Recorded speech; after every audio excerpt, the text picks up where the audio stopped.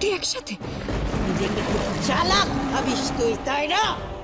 কি ভেবেছিলিস তুই আমি এখানে পৌঁছানোর আগে ওই পশুরাজের শাবককে তুই উদ্ধার করে পালাবি? তুমি জানো ওর আসল উদ্দেশ্য কি ছিল? কিরণমালা চেয়েছিল ওই আসল পশুরাজের শাবককে নিয়ে এখান থেকে পালিয়ে যাবে, পশুরাজের হাতে ওকে তুলে দেবে, আর তারপর পশুরাজ তো কিরণমালার বশ হয়ে যেত, তখনও তোমাকে শেষ করে তোমার কাছ থেকে শনিতমণি কেড়ে নিত। কিরণমালা, তুমি আমার গুহায় ঢুকে আমাকে কুয়োর মধ্যে ফেলে দিয়েছিলে, আমায় মারতে চেষ্টা করেছিলে, আদিবাসীদের গ্রামে গিয়ে ওদের আগুনের ব্যবহার দেখিয়ে দিয়েছো, আমার শিকার করার সমস্ত রাস্তা বন্ধ করে দিয়েছো, আমার মুখের গ্রাস কেড়ে নিয়েছো, তারপর এখন আমার বিরুদ্ধে ষড়যন্ত্র করছো আমার দাদার সাথে মিলে।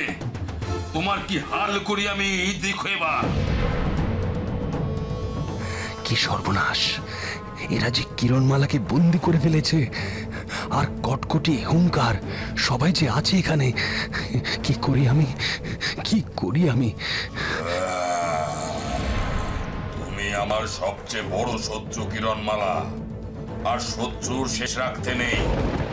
আমি না হয় তোমার শত্রু হুঙ্কার, কিন্তু তুমি যাকে বন্ধু মনে করছো সে বন্ধু রূপে তোমাকে ঠকাতে এসেছে। কে কে সে? সে আর কেউ নয়, রাক্ষসী রানী কটকটি, যে পশুরাজের নিদ্রা ভঙ্গ করেছে। খবরদার কিরণমালা, তুই একদম আমার কথা বিশ্বাস করবে না। কটকটি পশুরাজকে নিয়ে তোমায় আক্রমণের পরিকল্পনা করেছিল। শোনো হুঙ্কার, ওর কথা ভুলে যাও, তুমি আমার কথা শোনো। ওর কথাই যদি সত্যি হবে তাহলে তুমি ভেবে বলো আমি পশুরাজের আসল শাবককে উদ্ধার করতে এলাম না কেন? বলো বলো বলো বলো, কেন বলো?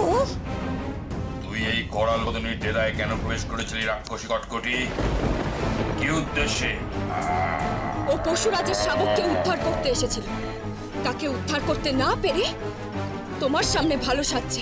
ও তোমার সর্বনাশ চায় হুঙ্কার। হুঙ্কার, তুমি আমার কথা শোনো, ওর একটা কথাতেও তুমি বিশ্বাস করবে না। এখনই এই মুহূর্তে তুমি ওকে হত্যা করো হুঙ্কার।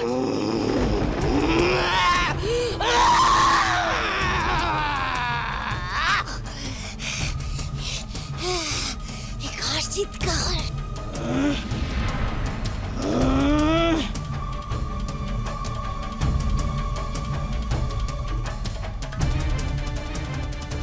আমার ঘুম ভাঙিয়ে যাওয়ার সময় কার এত বড় সাহস?